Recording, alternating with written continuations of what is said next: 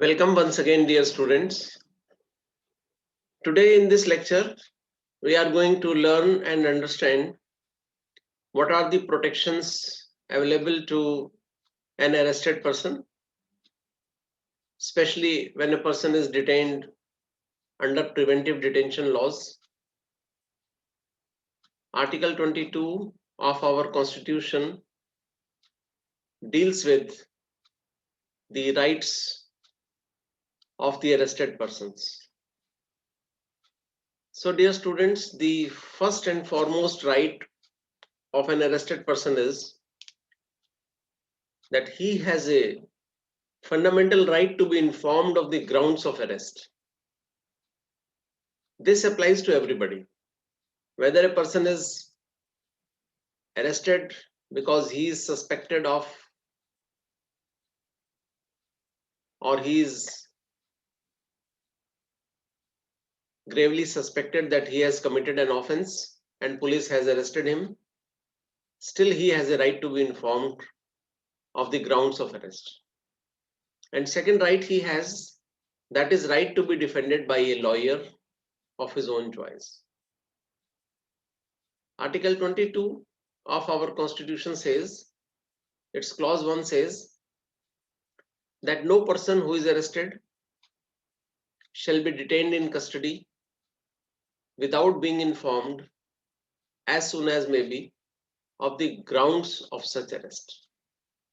Whenever I am arrested by the police, maybe for my punitive detention because I have committed an offense, or maybe because I am detained under preventive detention laws, it is my fundamental right that the grounds of arrest must be communicated to me.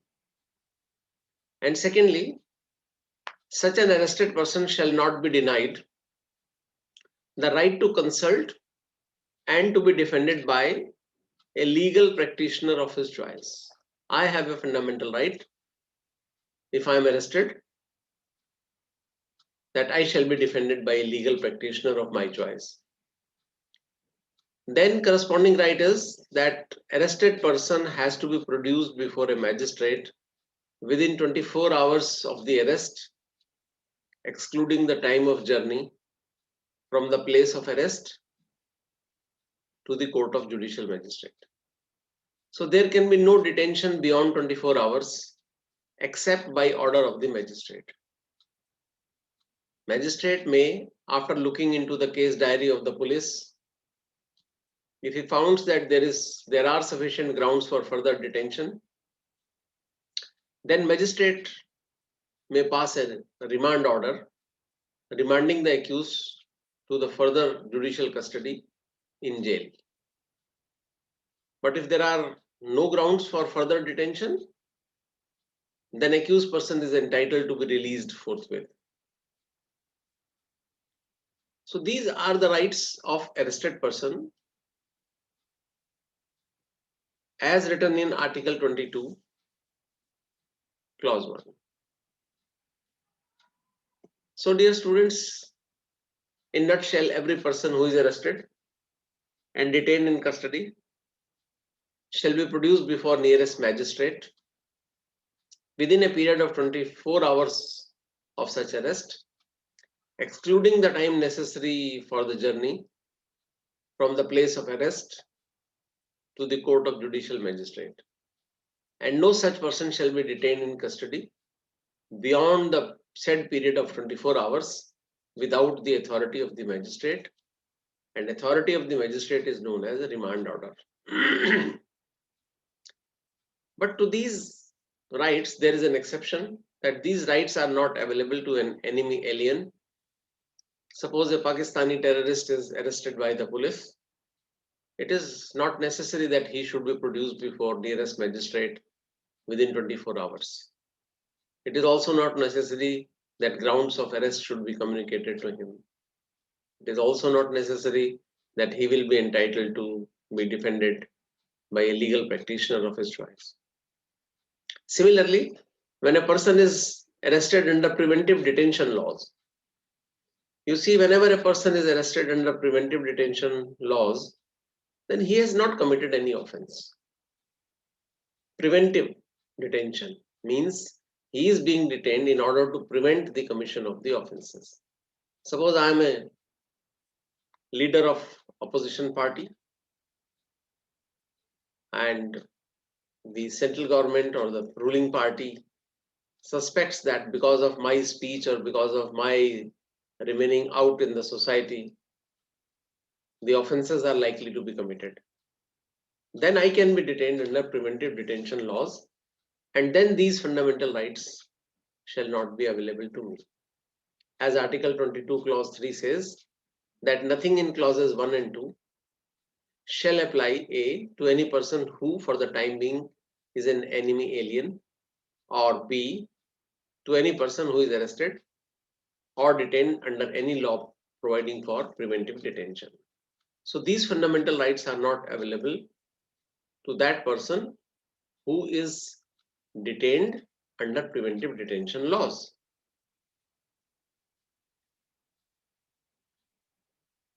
Then even if a person is arrested under preventive detention laws, you cannot detain anyone under preventive detention laws for for unlimited period. Clause 4 of Article 22 says that no law providing for preventive detention shall authorize the detention of a person for a longer period than 3 months. You cannot detain such a person for a period longer than 3 months. Up to 3 months, government has right to detain any person under preventive detention laws. If you want to detain that person beyond 3 months, then an advisory board has to make its recommendation. So an advisory board consisting of persons who are or have been or are qualified to be appointed as judges of the High Court. Such an advisory board has reported within the period of 3 months that there is, in its opinion, sufficient cause for such detention. If advisory board recommends, then his detention can be extended beyond 3 months. But how long beyond 3 months? 1 year, 2 years, 5 years, 10 years? No, it's not unlimited. Beyond 3 months, the maximum period for which a person can be detained under preventive detention law shall depend upon how much period is authorized by particular preventive detention laws. Preventive detention laws, you know, MISA, DIR, Coffee Posa, TADA, POTA. Each and every act prescribes the maximum period of detention which can be made under respective law. So initial detention 3 months without any recommendation of advisory board. Detention beyond 3 months only with the help of recommendation of advisory board beyond 3 months. Maximum period which is fixed by the preventive detention law. That's why this proviso to Article 24, 20 Clause 4, Clause A says, provided that nothing in this subclause shall authorize the detention of any person beyond the maximum period prescribed by any law made by the Parliament under subclause B of Clause 7. Each and every preventive detention law prescribes the maximum detention period. Or second restriction is that Parliament may by law prescribe the circumstances under which and class or classes of cases in which a person may be detained for a period longer than 3 months under any law providing for preventive detention without opinion of the advisory board. If you want to detain any person without advisory opinion of the advisory board, then Parliament has to prescribe it in law.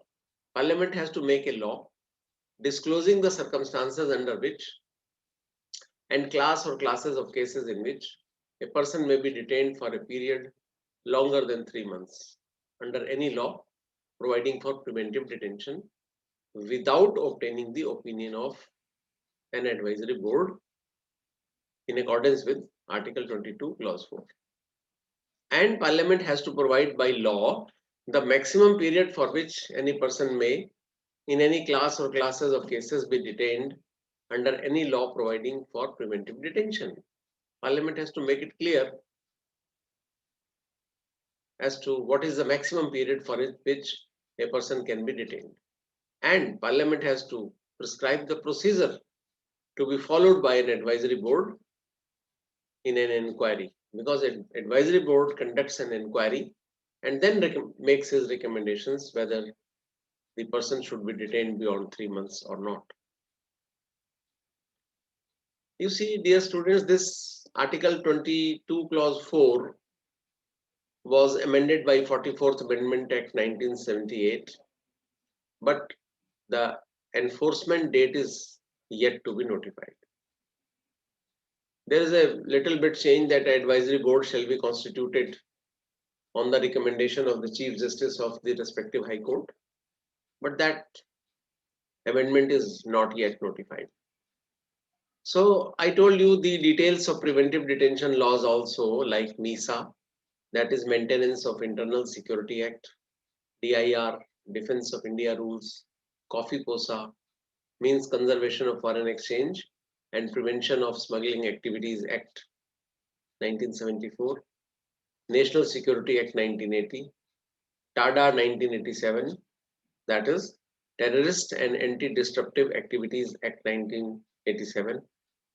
This TADA has been abolished now, and a new law, POTA 2002, has taken its place, Prevention of Terrorist Activities Acts, that is POTA 2002.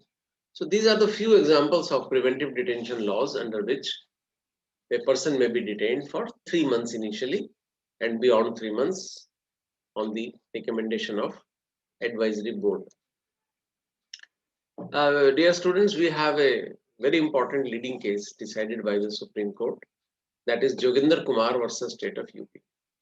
It was held in this case that every person has a right not to be arrested, except for heinous offences, and to have informed the grounds of arrest, and to consult privately with his lawyer. These things are inherent in Article 21, that is right to life and personal liberty, and Article 22, Clause 1 of Constitution of India. In this case, Supreme Court issued necessary directions for recognition and protection of these rights. So 3 rights were reiterated in this leading case relating to accused persons who are being arrested. The first right is right not to be arrested, except for heinous offences. Second is right to have informed the grounds of arrest.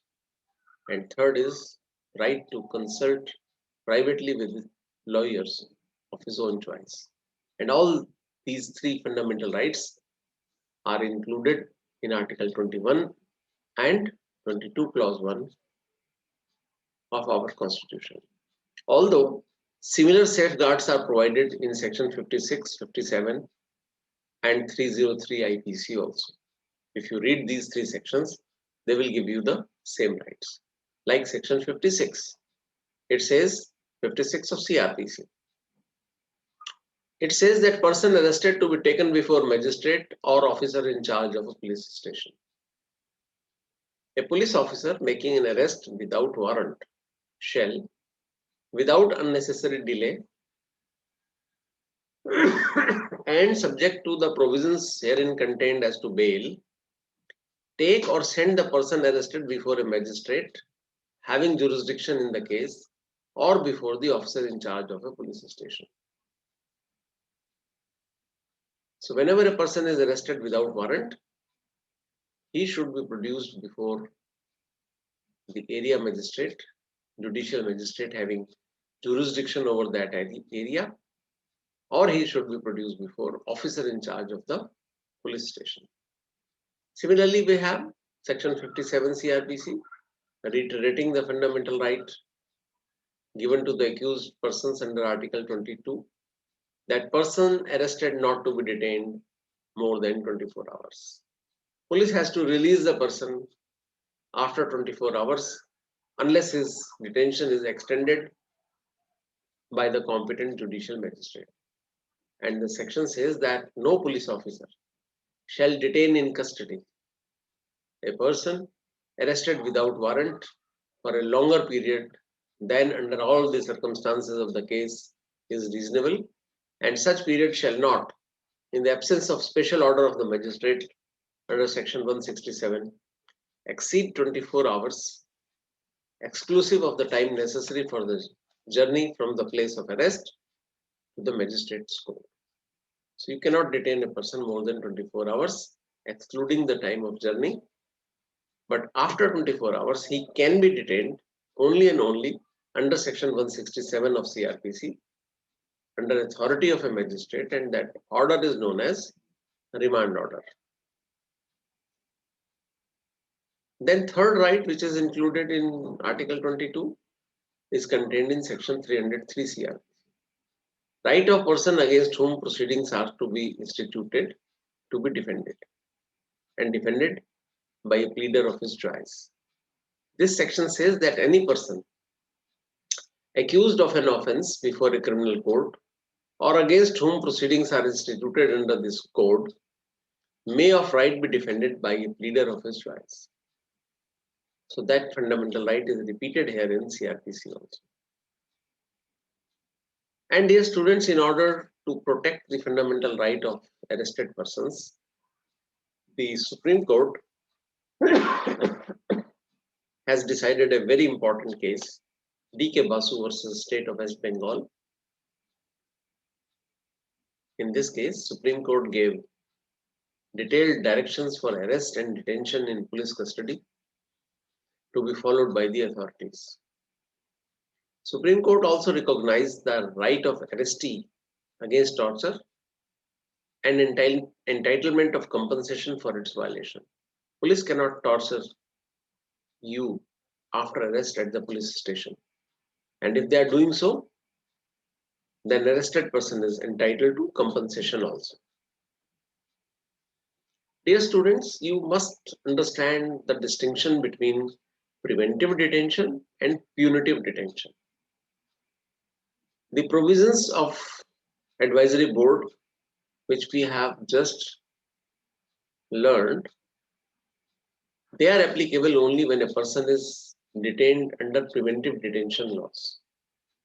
But if a person is arrested because he has committed murder or rape or dowry death, or police has suspicion that he has committed the offense, then his detention, his arrest during investigation, inquiry and trial is known as punitive detention because he is going to be punished.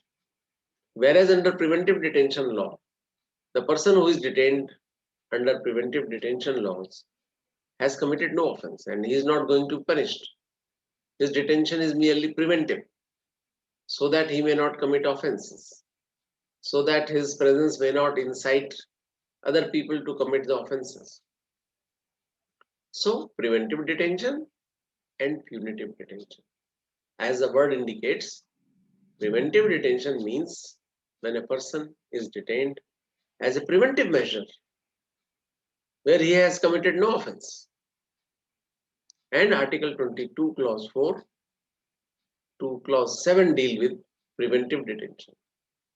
Whereas Article 22, Clause 1, 2 and 3, they deal with the rights of arrested persons, those who are arrested as punitive detention. Punitive detention here means that he has supposedly committed an offense and now he is being detained for the purpose of investigation, inquiry and trial. So the provisions which we have just read in CRPC, they are also relating to a person who is detained under punitive detention because he is suspected that he has committed particular offense.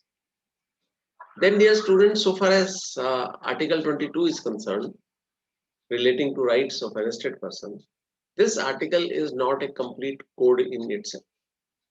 There are other provisions also. There are other case laws, judicial precedents also.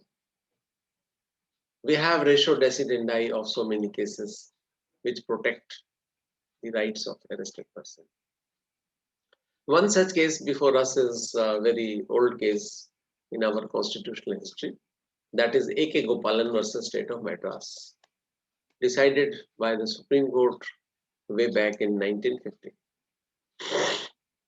What happened in this case? That Mr. N K Gopalan was detained under Preventive Detention Act of 1950. He challenged his detention by filing a writ of habeas corpus. You know, whenever a person is illegally arrested, he can file a writ of habeas corpus.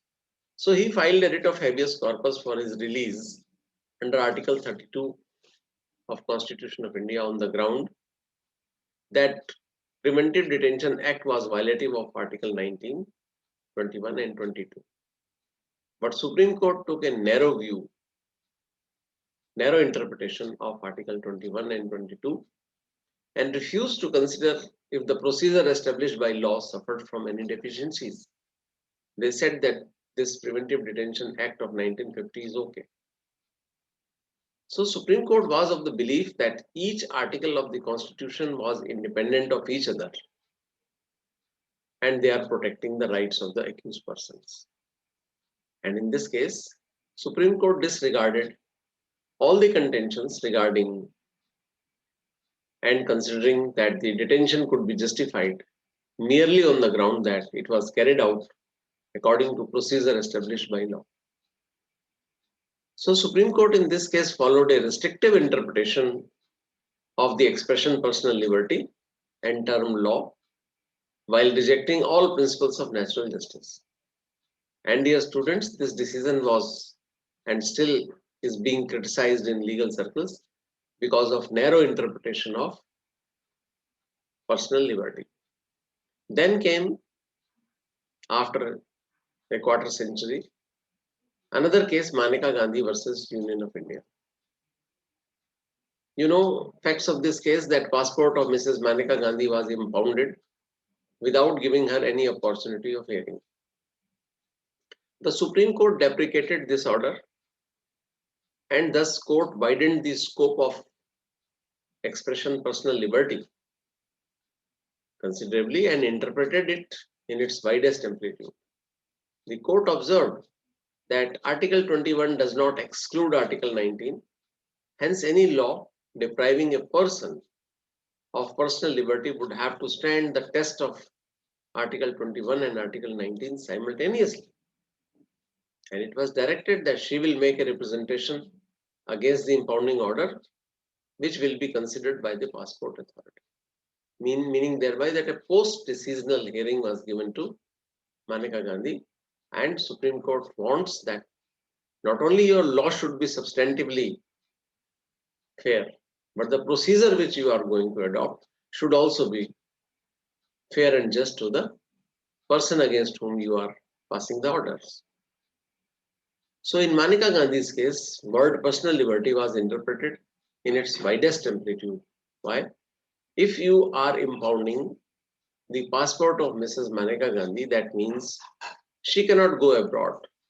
And if she cannot go abroad, you are directly and indirectly curtailing her personal liberty. Supreme Court says no, you cannot curtail liberty like this, that you have impounded the passport of Mrs. Manika Gandhi without hearing. So dear students, our constitution grants you certain safeguards even in preventive detention. Even if a person is detained without committing an offense under preventive detention laws. And the first safeguard, as we have just learned, is review by advisory board. 3 months, up to 3 months, the government can detain any person. And within period of this 3 months, the inquiry shall be conducted by advisory board. And advisory board, as you know, is constituted of sitting or retired judges of the High Court. If after inquiry they find that detention beyond 3 months is necessary, then the detention period may be extended beyond 3 months. But if opinion of the board is not obtained in 3 months, then detainee is entitled to be released. Second protection, second safeguard is grounds of detention to be communicated and representation, right of representation to be given. You have to tell the grounds of detention to the detainee who is detained under preventive detention laws, and these grounds must be clear-cut and not vague one. Then what is the procedure of advisory board is another protection. Procedure which advisory board will follow has to be prescribed by parliament, by law. The detainee has no right of cross-examination before the advisory board. He has no fundamental right to be represented by a lawyer. But if government is taking the help of government lawyer or private lawyer, then detainee is also entitled to be defended by legal practitioner. Because on the one hand, the government is so powerful, then they have a powerful advocate also, and poor fellow who is detained under preventive detention laws is not being given right to be defended by a lawyer. So if government is using advocate, then detainee has also a right to be represented by a legal practitioner, but he has no right of cross-examination before the advisory board. Then there are certain post-detention conditions also. Suppose you have detained me under preventive detention law, you have lodged me in jail. Still, detainee has certain rights, certain safeguards, certain protections are available to him. And the important case decided on this point is A.K. Roy versus Union of India. In this case, it was held that detainee must be given reasonable facilities for an existence consistent with human dignity, like they are to be permitted to wear their own clothes inside the jail.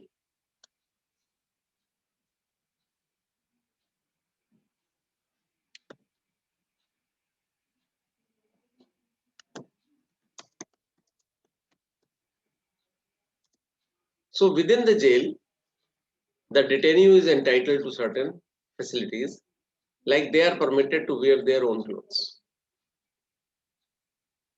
They are not criminals, they are detained only under preventive detention laws. Unlike other convicted persons, you must have visited the jail and you must have seen that if a person is convicted, the color of his dress is changed to yellow, and he has to wear that official yellow color kurta pajama inside the jail. But a person who is detained under preventive detention laws, he or she can wear his or her own clothes, eat their own food. Family members can bring food from their home, and they are entitled to have interviews with their family members at least once a week. Their family can visit them once a week. And they have facilities of reading and writing material also. Newspaper is being provided to them, and nowadays TVs are also installed in the barracks. So these are the post-detention facilities which are available to the person who is detained under preventive detention laws. He can be given, he has a right for asking for writing material also. Suppose he wants to write his autobiography in the jail, or he wants to write a book, then that facility should also be provided to him. And dear students, there is another safeguard that a person who is detained under preventive detention, he must be segregated from other convicted persons who are being detained under punitive detention. And the person who is detained under preventive detention, they should normally be kept within environment of his or her ordinary place of residence. Suppose I am a resident of Noida and I am detained under preventive detention laws. So normally I should be kept in Noida jail. Or if I am shifted to any other jail, then this factum should be notified to the my family members or my relatives. So fact and place of detention has to be notified to the relatives of the detainee. So dear students, these are the rights available to two categories of person. One is a person who is detained under preventive detention laws, and another who is detained as punitive detention. So these rights are available to two different categories of persons. So dear students, thank you very much. God bless you.